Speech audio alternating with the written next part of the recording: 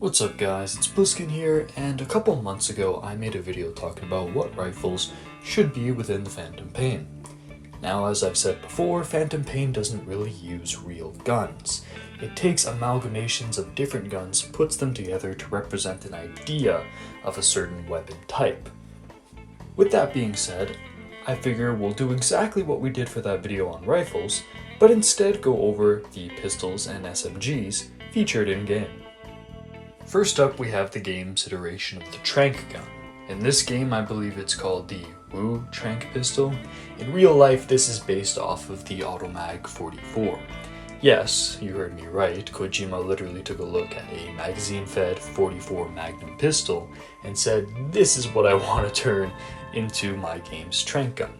Which is strange because usually they go along with lighter pistols such as the Ruger Mark II and 22 long rifle, or some variant of a 9mm. So it's curious that in this game here we get a 44 Magnum converted into an ultra-silent tranq gun. It's not clear as to whether or not the rounds being fired out of this thing are supposed to be like modified 44 Magnum rounds. I doubt it, because even if you try to suppress 44 Magnum in a pistol, it's going to be loud as shit. So this really is a fictional design, purely taking off of that 44 Automag, just for aesthetics. Next up, we have the D114 handgun, which serves as Snake's standard issue sidearm throughout the game, and you can find a lot of enemies that use this as well. It's supposed to be a stand-in for a 1911, but you don't really have to look too hard at this gun to realize it's really not taking a lot of design choices from the 1911. The most glaring inaccuracy would be the actual trigger. Now, as to what this gun takes off of in terms of inspiration for design, I usually lean towards the Browning High Power / CZ75, as those guns mostly aesthetically match up with what this gun is trying to do. In its 9mm conversion especially, it starts to look like a Browning High Power. Now, this gun also features something along the lines of a Roni conversion kit. A Roni conversion kit is usually used for Glocks. However, in this game here, at the end of the upgrade tree, you can essentially put this into a Roni conversion kit and turn a pistol into a carbine. So, not sure why exactly they let you do that with something that's supposed to be a 1911, but hey, this game takes a lot of creative freedoms. Next up, we have the Berkoff, which is a combination of guns, of course, because that's the status quo with Metal Gear Solid 5. It's supposed to be the stand-in for the Makarov. I say this because of its basic design looks and the fact that a lot of Soviet troops use this as their sidearm. However, the Makarov isn't striker-fired and this gun is. There's also a couple aesthetic differences that make me feel that a lot of this gun was, in terms of design at least, was taken from the H&K VP70, which, if you are a fan of Resident Evil, you will know is Leon's signature handgun within the second game, both its original configuration and in the remake. So yeah, it's a cool mix of those two guns. I personally hate the design of the Makarov, and this is one of those cases where I'm glad they spliced it together with something else to make it look like a cooler gun, make it feel like a cooler gun. In terms of how it performs as like a stealth weapon and later on like a semi-automatic tranq weapon, I mean, the portrayal here of a 9mm handgun, especially a slim, striker-fired handgun that's single stack, this could totally be a concealable pistol. It's totally plausible to see this thing being suppressed. I don't know about that infinite suppressor they built into it, and I don't know about it being able to reliably cycle tranq rounds. You see, one of the things that Metal Gear Solid has always gotten right, with its tranq guns at least, is the fact that when you're using a low-powered round, whether it be lethal or not, the guns, or just guns that work in semi-automatic or fully automatic configurations, tend to have a hard time cycling those rounds, since there's not a lot of gas pressure to really cycle the weapon. Hence, manual cycling tends to be the way to go when you're using less than lethal or less powerful rounds. So the fact that you can turn this gun here into a semi-automatic tranq gun is really either a marvel of engineering or pure sci-fi. Now we get to my personal favorite handgun in the game, the Geist. Now this obviously takes a lot of inspiration from the Glock, being a striker-fired high-capacity handgun. However, like most guns in this game, it's a combination of 1 or 2 or even 3 guns. In this case, it also takes inspiration off of the USP.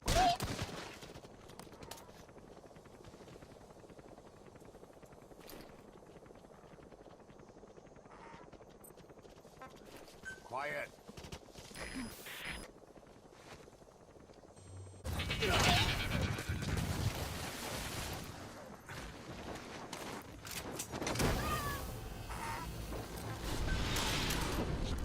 Anyways, like I was saying, it takes inspiration off of the USP.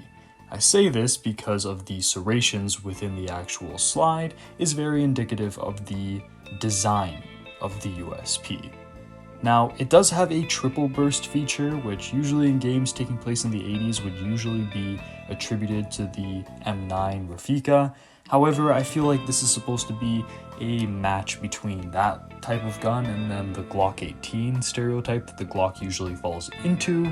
So yeah, this is a combination of a couple guns, but mostly I'd say Glock because of the overall design and because of the magazines. Once you start using extended magazines, it becomes clear that this is definitely based off of a Glock design. In terms of what Glock in specific, I'd say it's a 17, however, it kind of bounces on the boundaries between 18 because of that triple burst.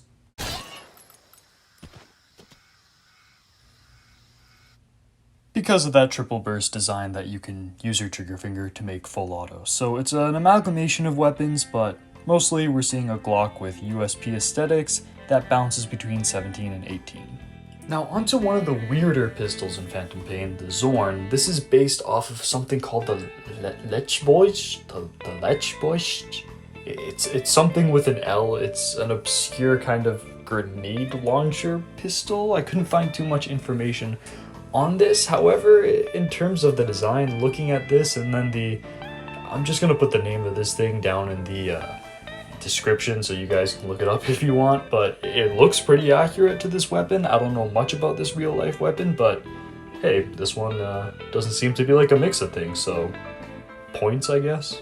Now, thankfully for us, revolvers tend to look extremely generic, so it was pretty easy to figure out what this one here was. The 357 Magnum featured in this game is based off of the Colt Python.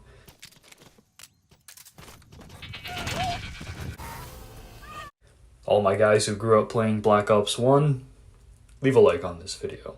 Not much more to say about it. It's a revolver. You can't really deviate too much with the design.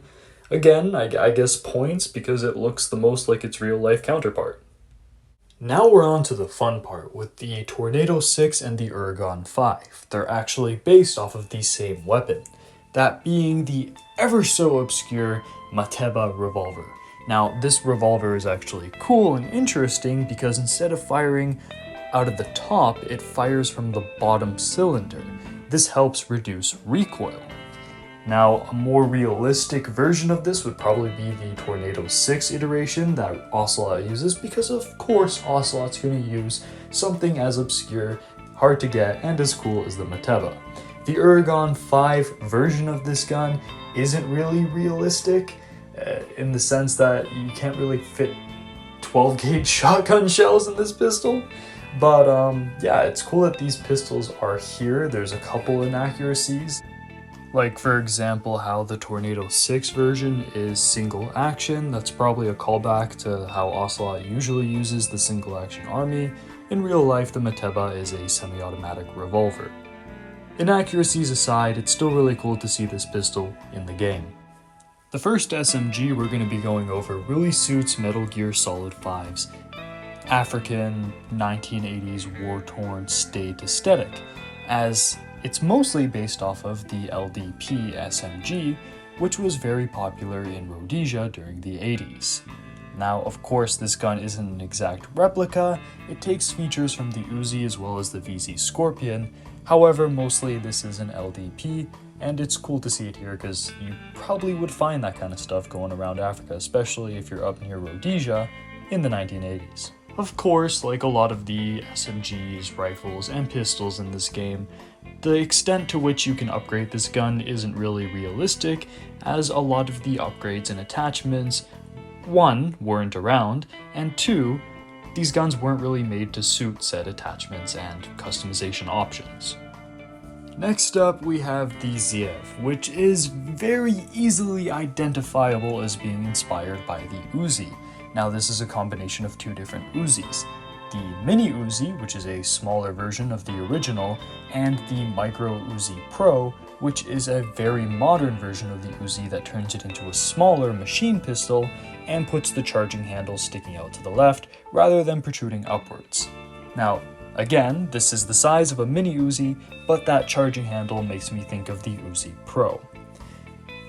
I just want to say again that a lot of the attachments that you could put onto this kind of stuff you wouldn't see around the 80s, but we don't want to focus too much on those inaccuracies. But I do want to mention how when you get the extended mags, the way Venom's carrying them, I would never want to carry something like that. You should not want to carry something like that.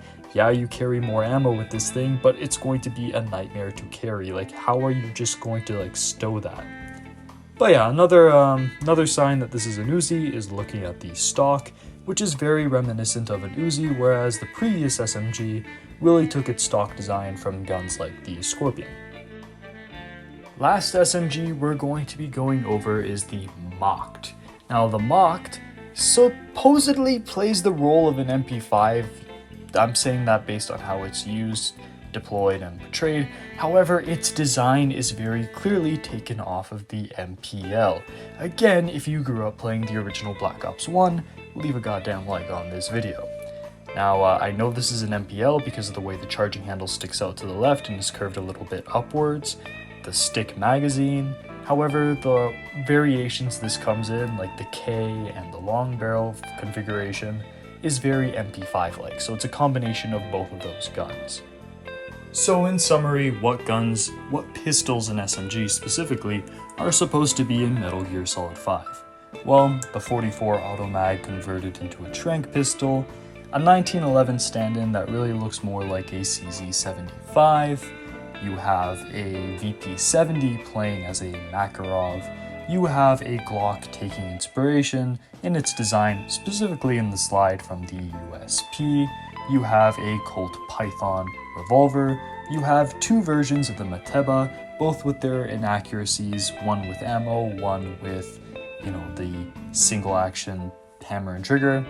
You have the Ledgebold? I'm gonna give up on pronouncing that, but that grenade launcher pistol there. You have the Rhodesian SMG used by landowners to defend themselves. You have the Uzi, which is mostly a mini Uzi, but takes elements from the Uzi Pro. Then you have the MPL. Now, what do you guys think? Do you agree with everything I said? Do you think these guns remind you of something else? Let me know down in the comments below. And hey, if you wish, like me, that Metal Gear Solid 5 used actual weapons instead of these weird amalgamations, leave a like on the video. If you played Black Ops growing up, leave a like on the video. Or if you enjoyed and learned something new, leave a like on the goddamn video. Anyways, this has been Bliskin. I'll see you guys in the next one.